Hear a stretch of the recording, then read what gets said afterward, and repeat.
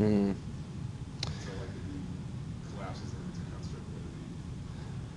Yeah, so Messick's whole push really was that these idea that we have the different types of validity that was even still apparent in the previous thing that we looked at with Crumbach and Mill, content and criterion, all of this is subsumed under construct validity.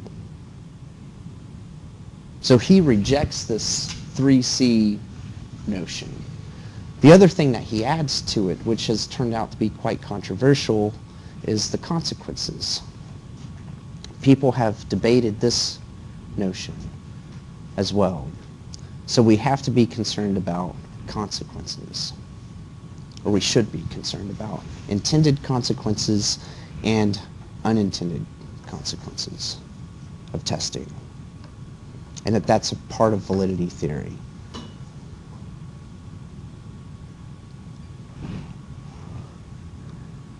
So he doesn't talk about types of validity. Instead, he refers to aspects, which is very similar to what we just talked about with Crumbach and Mill, and we're going to talk about what those aspects are. But some of them are the same as what we just talked about.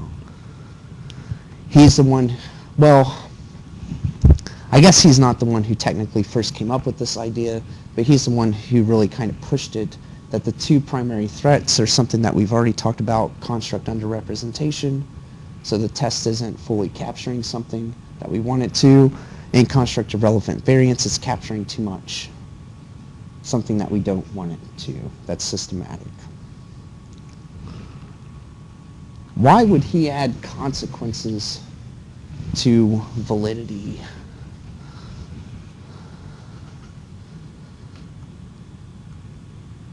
Should consequences be a part of validity theory? If people have negative consequences as a result of testing, is that a part of validity theory or not? Should we incorporate that? Is that something that test companies, people who are validating these things, should be concerned about as a part of validity? I think for me it depends on why.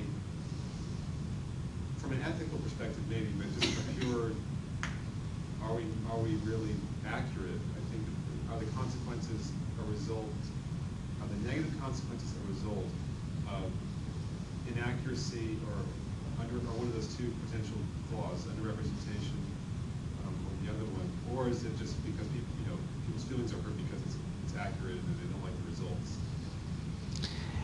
That's what most people would say, and that's what Messick would say as well, is that if unintended consequences result from construct underrepresentation or construct irrelevant variance, then it's a validity issue, a validity theory type of issue. Now, people may choose not to adopt a test because of its consequences, but if those things are not related to those two things, then that's a different issue. Right? That it doesn't mean the test isn't working right. It just means that it's, for whatever reason, people don't like it, right? And maybe it's not beneficial for them or whatever.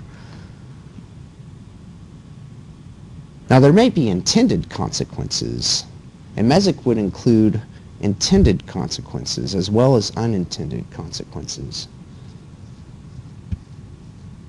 So, for example, when in the 90s, when people were criticizing multiple choice tests, and they said instead let's use performance-based tests, so performance assessments basically, or more constructed responses, one reason that they said we should adopt this is because since these tend to be more realistic or reflect what students are doing in the real world, they'll be more motivated for it. It will have a change on what people are teaching in the classroom that's positive.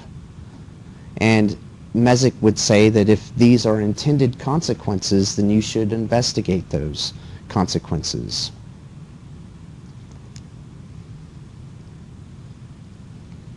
So how does he define validity? Once again, it's this evaluative judgment and some things that he points out, some distinctions here. the degree to which empirical evidence as well as theory, right, support the adequacy and the appropriateness of inferences and actions. So you could break that down and think, are my inferences appropriate? Are they adequate? Are my actions appropriate? And so forth.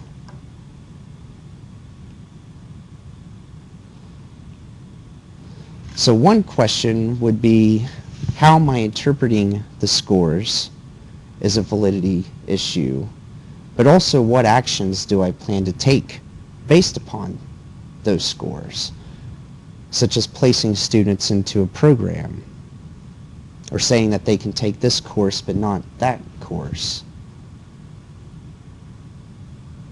So in some sense, we need some way to justify both of those things. But this is all kind of underneath the umbrella of construct validity. So this is just a way to kind of illustrate that. So if the variation in scores, let's say you take a pretest for 605, we say, hey, the variation in the scores indicates some kind of difference in your understanding of these statistical concepts, and that would be an interpretation, right? But then if I'm going to use those scores to make advising decisions or placement decisions and say, if you score below this, you're not allowed to take 605. Or you might need remediation before we would recommend you to take 605. That would be an action that I would take. And I should be able to justify that action through evidence or theory and/or theory. I guess preferably both, right?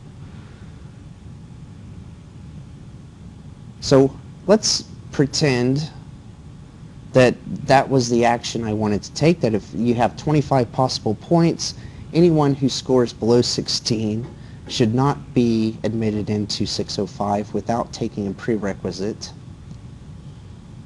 And let's say that's my action. What evidence could I collect to investigate whether that is a good action or not? Past scores based on people that took the class that didn't have a prerequisite. Yeah, so past scores that didn't have that prerequisite. If students are taking the class that scored below 16, there's a tendency for them to not do well in the class, right? Then that's one justification for why we should use 16 as a boundary, right? If after remediation they're doing better in the class, and it would at least kind of justify my decision to recommend that to them. So we need some evidence to connect that boundary, right? Or to justify me creating that kind of boundary. Okay. So any evidence, right, that bears on the interpretation and meaning of the scores is relevant to validity, and it's all under the umbrella of content validity, construct validity. So he doesn't really see content validity. He's kind of skeptical about that even being a type of validity, since it tends to be separate from the scores themselves, but he does recognize that the content and how we sample from that bears on our interpretation of the scores. So in that sense, it's kind of included, even though in various places he's saying he doesn't really like it that much. Basically, anytime we make a prediction, that bears on how we could interpret the scores, right? If I think that these, or the meaning that we would get from these scores, if I think that, you know, people who are high in intelligence should do better in school, and I find out that the prediction doesn't hold, then that's going to have some bearing on my interpretation of those original scores. Maybe that's not really intelligence that I'm getting at. Maybe it's something else, right?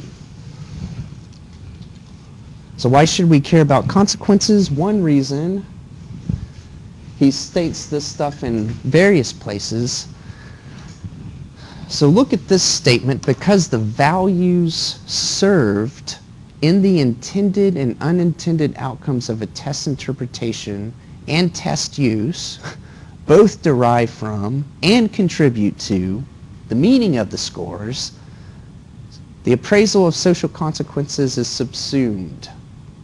What in the world does he mean by that?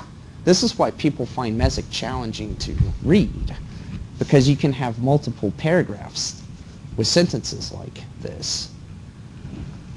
That kind of gets into what you just talked about, how over time your thoughts on something evolve. So if you have a certain type of test or construct and you're measuring it a certain way, then if that becomes a popular belief based on the way you're measuring it, whatever the consequences are of it, then Yeah, how I interpret these things are evolving over time. That's going to change depending upon the evidence. What else were... Is he getting at functionality here in the sense that the reason why we're doing a lot of this stuff also is because we're going to use it for a specific purpose, whether it's to understand something better or to make it a valued judgment. So therefore, our valued judgment is going to be a process by which it's going to be a factor in our ability to perceive something accurately. And so we have to take into consideration and factor in what the consequences of the test are, because it will color interpretation and even how we measure itself. In fact, there's almost... One of the things that Messick is really kind of worried about is this idea that my observations are value-laden and theory-laden. It's hard for me to observe something without imposing somehow my values on it, right? So, which I'll give you an illustration of that. So that concern is one reason that they're kind of bound up together in some ways. So it's hard to interpret the scores without imposing some value judgment that could lead to consequences and so forth. And at the same time, consequences can help me determine the meaning of the scores. They're relevant to the meaning, especially if they result from sources of invalidity, right? So he was concerned about this, basically, I guess, just what I said, and he basically thought, well, the issue isn't at this point whether we should take values into account, but how we do it, and basically recognize that how we interpret things are laden with value. So let's take an example. Let's say that you have, and this is an example that he provides in that big book that I said was kind of the 100-page chapter thing. So let's say that at this end of the scale you have repeated use of a single strategy to solve a problem. And this end you have application of multiple strategies to solve a problem. How am I going to label these things? Well, if I label this side as rigidity and this side as flexibility, that's kind of imposing some value statement, right? My values are getting in. But what if I said, no, this is consistency. It's not rigidity. That's really just consistency, right? Or maybe perseverance or grit in the face of adversity. And these people are just confused, right? How we choose to label these things has value implications. You could also, the other example that he gives in the same problem is you could say, well, what if on this side you say that they're inhibited, right? And this side they're impulsive. Or maybe inhibited and these are more expressive people, right? It's hard to give some kind of interpretation without trying to say that one's necessarily good and the other one's bad for some reason, right? I think that's the point that he's trying to make, is that the labels that we give have value judgments. And those things have have consequences. So sometimes, even though your interpretation may be right, the label itself can have consequences that turn out to be negative.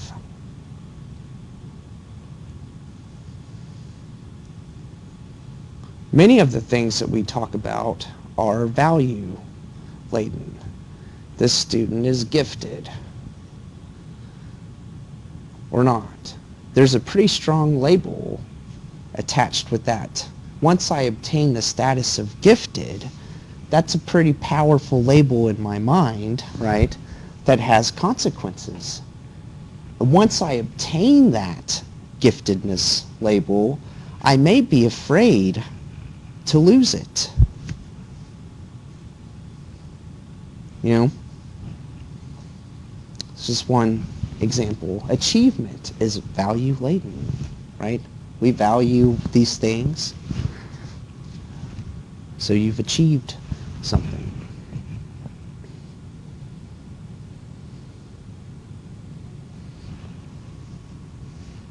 Okay. I think this table is in the article. He uses this in several places. This can get kind of confusing, I think, for people.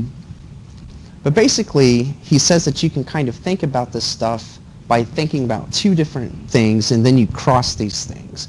So one is the justification for testing. Why am I testing, right?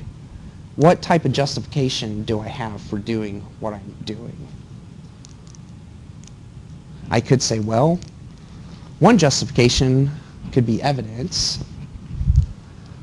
Another justification might be consequences, right? Some kind of consequential basis. This is the outcome. So why? Like, what's the purpose? What am I hoping to get? Well, I could do interpretations, or how am I using the test?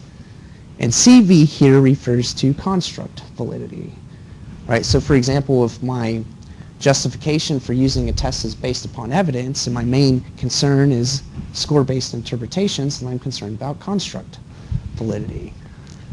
Let's say that I want to use a test for some purpose.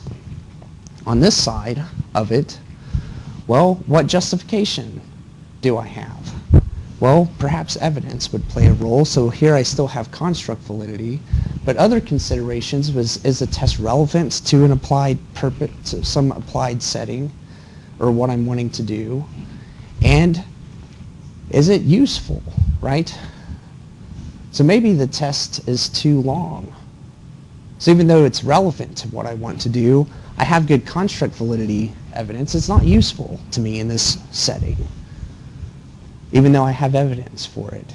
People just don't have a time to take 300 items on this thing. So same thing with consequences.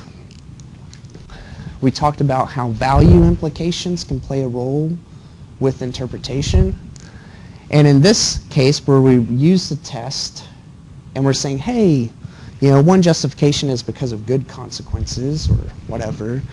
Not only do we have the same things from relevance and utility, but now we're looking at social consequences of some kind as well.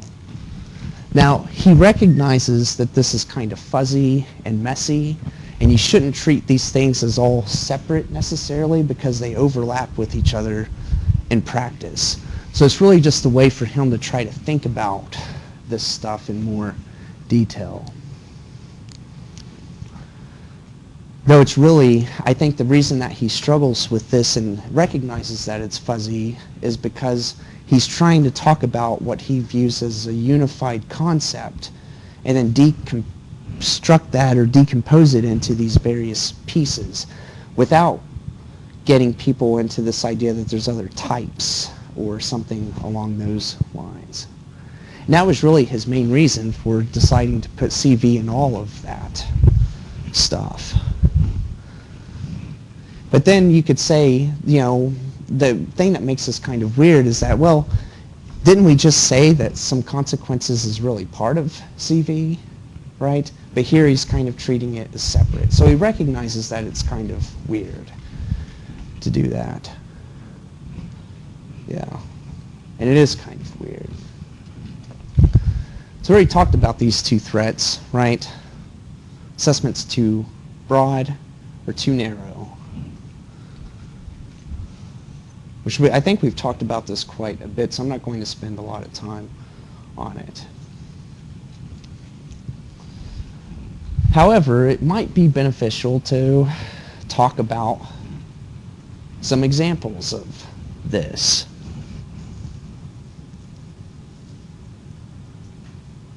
So that you have some,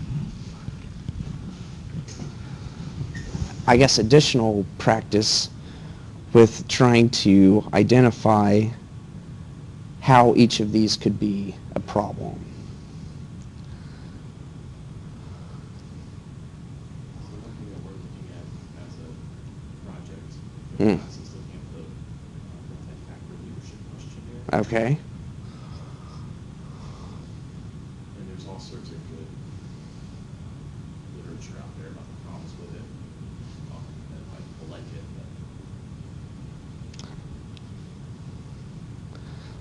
But for me, one of my big issues with it is like the bias type of thing. Why I'm using that. And like seeing like the types of things it measures and like how do I separate myself from like wanting to use that to look at theater students to show like theater students are better leaders than business students because they have more empathy. And I know this test is going to measure empathy, so I know the consequences of using that test, or at least have my hypothesis about using it. So, what are some facets of leadership that the test tries to get at? Or aspects of leadership? Do they have subscales? Yeah, it's What are a couple subscales? measuring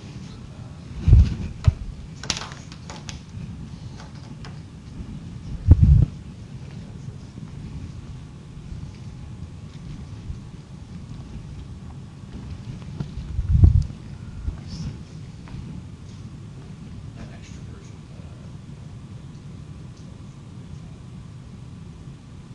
Well, it's based on that. Okay, well let's just hypothetically say, right, that they see as something important to the construct of leadership, and the items are not necessarily tapping into all of that, right? So for example, if they see one, oftentimes they'll do something like a factor analysis with these, and let's say that I have one factor defined by two items. Is two items enough to tap the breadth of this thing? Most of the time that's probably not the case. So there's other items that you would want to include that may tap into other pieces of it. Let's take the leadership example again, right? Who am I administering this to? Am I administering this to leaders, or am I administering this to people that they lead? Maybe there's a distinction between how I view myself as a leader and how people view me as a leader, right? I could think I'm Mr. Awesome, but when you talk to the people who I supposedly lead, they hate me. You know, they don't say I'm empathetic, but I think I'm the most empathetic person in the world. I listen to your concerns, but they don't feel like they're being listened to. So is social desirability playing a role? Is there some kind of response bias or something like that that would play a role, right? Maybe you wouldn't want people maybe who are just kind of full of themselves, you know, but they give some kind of, they're a reasonable judge of their own. So one thing we're assuming in that case is that they're a reasonable judge of their own leadership skills, which it might be important to have other people that you're leading rate them on those things. Some leadership skills do have, they're for the group as opposed to the leader.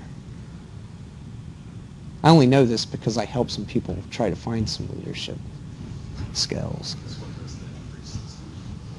Okay. So it has both, yeah. And what do we do? Well, this is kind of a separate issue, but what if there's discrepancies, right? Could we somehow calculate those discrepancies and use those to predict something or do something with? What does that say if there's huge discrepancies between what I say and what the other person says? Well, this is also, something like leadership probably also want to think about objective measures in terms of outcomes, Mm. in terms of effectiveness, how you want to measure that. So even though a drill sergeant is hated at the time, maybe looking back years later, That's very true. the soldiers appreciate the difficulty because prepared them a certain way. Mhm. Or a professor you hate during the semester, but then you realize at the end that the rigor was useful. Or the other way around. So, or is this boss making money and effectively organizing things, people showing up on time, whatever. I think so. I think, yeah, that's a good type of validity evidence to try to gather is what do they actually do, as opposed to self-report things. So is there some measure of success of the organization that they're leading that could be used to say, hey, people who score high on this tend to have a better measure of success, but the hard part oftentimes is coming up with that measure of success. But that's important to look at. So this is one thing that Messick brings up, which we haven't really talked about too much, is the idea of convergent and discriminant and divergent evidence. So let's say that test 1 is composed of, so we're trying to measure something that's composed of A, B, and C, right? Test 1 measures A and B, but there's irrelevant variance, Z. Test 2 measures A and C with a separate kind of irrelevant variance. And test 3 measures B and C and irrelevant variance, a different kind of irrelevant variance, right?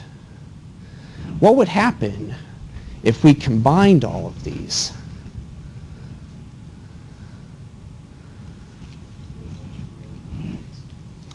But they're separate, is a good thing.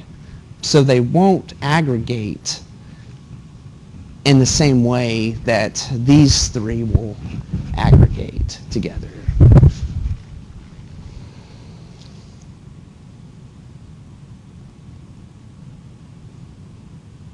So let's say that I find correlations between A, B, and C. Between these tests, I should find correlations between the 3 tests.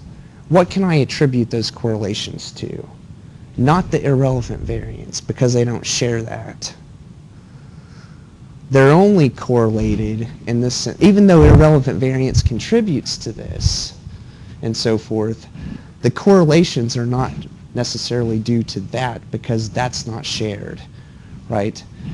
It is shared here. So convergent evidence, where we're looking at correlations, and whether that's good or bad, in part depends upon what we think about the irrelevant variance.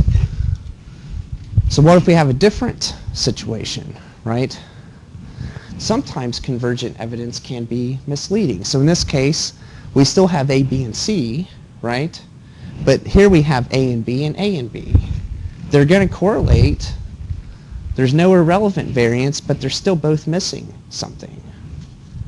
So the fact that we see a strong correlation between test 1 and test 2 is fine, but we're still not getting at something important that hopefully subsequent studies would start to pinpoint that there's something that C would predict, or that C is contributing to, that these tests aren't doing, right?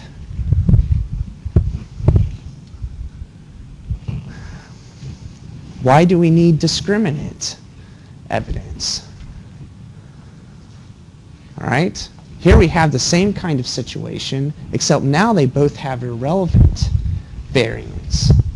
So that means part of the reason that they're correlated is now because they share a source of irrelevant variance. So part of that correlation is misleading.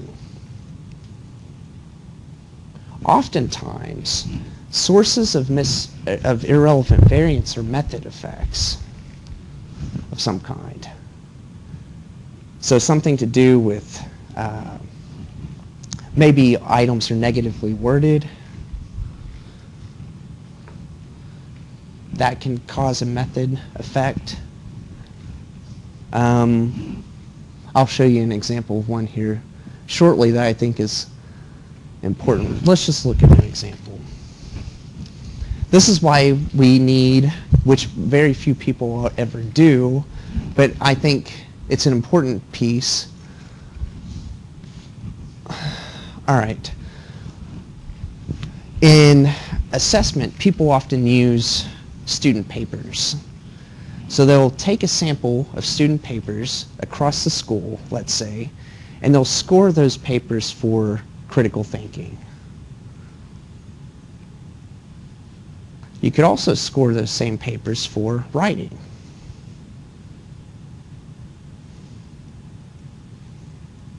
However, when you talk to people who score papers for critical thinking, sometimes they say things like, I can't get past the bad writing. Writing may be a source of construct-irrelevant variance. Students who are able to write better tend to get higher scores of critical thinking, irrespective of whether or not they're actually good critical thinkers. They just write better. So how could we separate that out? One way would be through a multi-trait, multi-method matrix. So what does that mean? So you basically collect the same variables using different methods. So in one case, we could have both the critical thinking and the writing scored with papers. But here, let's say we have some kind of other test that's not writing based, some other critical thinking test. And this is all gathered on the same students. So what would we expect to see? Hopefully. Hopefully we have strong correlations here, the 0.6 and the 0.4. So critical thinking, irrespective of the method, should have a higher correlation than this value, right? Than critical thinking with writing. A different construct using the same method, right? So basically, when we measure critical thinking using different methods, this correlation should be higher than looking at critical thinking and the correlation with a different construct using the same method. If they're not higher, that's a problem. That means you have a method effect of some kind going on. Same thing, critical thinking shouldn't be correlated with a different trait using a different method more than what they're both supposed to tap into, right? And you can do the same thing with respect to writing. Writing should be more strongly correlated across different methods than it is with the same thing. You know. Does that make sense?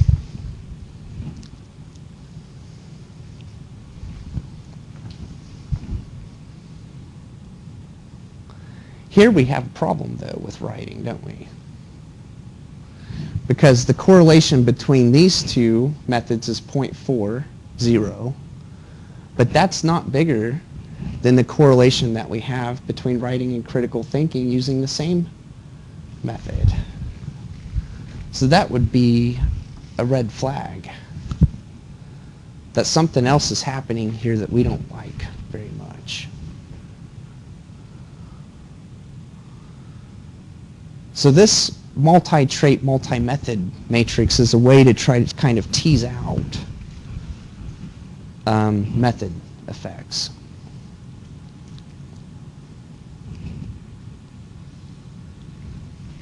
You don't see this happen very often.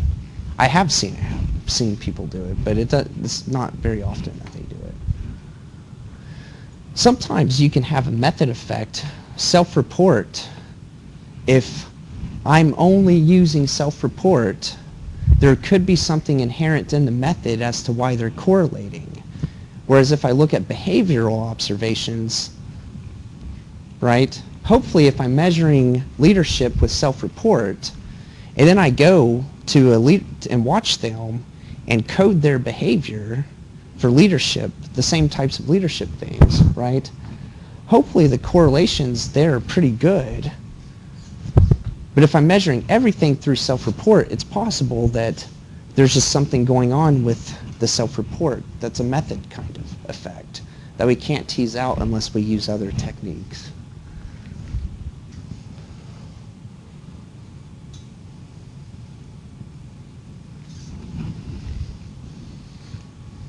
Yeah. Okay. Everyone's amazed. All right. Aspects of validity. What does he identify? A lot of the things we've already talked about, right? Content. Is it relevant? Hopefully you don't include irrelevant content on your test. Is it representative of the thing that we're trying to get at? Usually we will use a specification table to get at those types of things. He adds technical quality, which he doesn't really expand on that very much. Substantive is very similar to what we talked about before with internal, what Cronbach and Mill referred to as internal relations. So, well actually, I'm sorry. This is the process model idea, right? So the substantive thing being the example with the addition problems that we talked about, our students using strategies and processes that align with our theoretical expectations. If you're using other types of, like say self-esteem or depression or something like that, oftentimes a technique that's used is cognitive interviewing. So you basically will take a sample of people, you might purposefully sample certain people, and you ask them to think aloud as they're responding to these things, to see what they're thinking about as they go through the items. And sometimes that can be informative with respect to, do you want to change these items? Are they thinking about it in the way that they should think about it, or is it confusing for some reason? Okay, structural is what is similar to what we were talking about with factor structures, right? Looking at dimensionality of a test is a way to justify scoring of that test. If I find, for example, that there are two factors that account for these correlations, one factor is defined by A and B, one factor defined by C and D, and those two factors are not correlated with each other, I am probably not justified in creating a total score out of A, B, C, and D. I would be more justified to create two different scores, one for each factor. So when we create scores using some composite or whatever technique we use, we need to justify that somehow. And people will often do that by looking at dimensionality issues such as factor analysis or other techniques that kind of does the same thing, like IRT or something. Generalization is similar to, if you've taken research methods courses, external validity with respect to experimental design. So basically, external validity can be thought of as some kind of interaction, right? So basically, does the meaning of the scores change across time, which is what we were talking about before? Does it change across populations? How about different environments or settings? So that's important to know whether the meaning I'm giving these scores and my use of the scores is justified across time, across people, across different conditions of testing and so forth. What he refers to as external is basically what we were talking about, convergent and discriminant, looking at patterns of correlations to see how well they conform to our theoretical expectations. He cautions against relying upon convergent evidence solely because of the possibility that tests can share construct irrelevant variance, and it's very difficult to get at that without getting discriminant evidence. And one way of getting discriminant evidence is through the multi-trait, multi-method matrix. And then he adds the consequential side of it. Values, It's hard to separate our interpretations from values. In fact, he would probably suggest that we can't do that. So we need to look at the value implications of my interpretations, and we need to look at the consequences of test use in some way, right? Intended consequences should be investigated, as well as unintended consequences. And unintended consequences are an issue if those consequences result from construct under representation or construct irrelevant variance. Otherwise, we don't care. The people using the test or doing something with it may care about it, but it's not a validity problem. It might be an ethical problem that's unrelated to validity. Any questions? Made it through Messick. He unified this stuff, right? Including everything under construct validity. He's basically arguing for, but mainly because of his reaction to this kind of postmodern relativist type of critique, that we must recognize that our observations are value-laden and theory-laden, and take that into account somehow. And though there are potentially an infinite number of possibilities with respect to the way that we could interpret or use the scores, all of those possibilities are in some sense united in the sense that under construct validity, and the aspects of validity that he identifies are different things that we can try to look at to validate how we want to interpret or use the scores. What you'll notice is that his aspects are very much aligned with the standards. So some of this has been translated into the types of evidence that are prominent in the standards. And I don't think anyone would say, hey, we shouldn't look at this stuff. Some people do disagree with the consequence piece.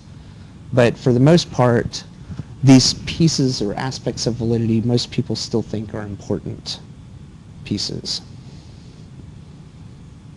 I don't know of anyone who would say, oh, we shouldn't look at content, right? Or we shouldn't look at the structure or processes, or whether our interpretations generalize to other contexts and people and so forth. Those are important questions if we're going to use a test. Any questions?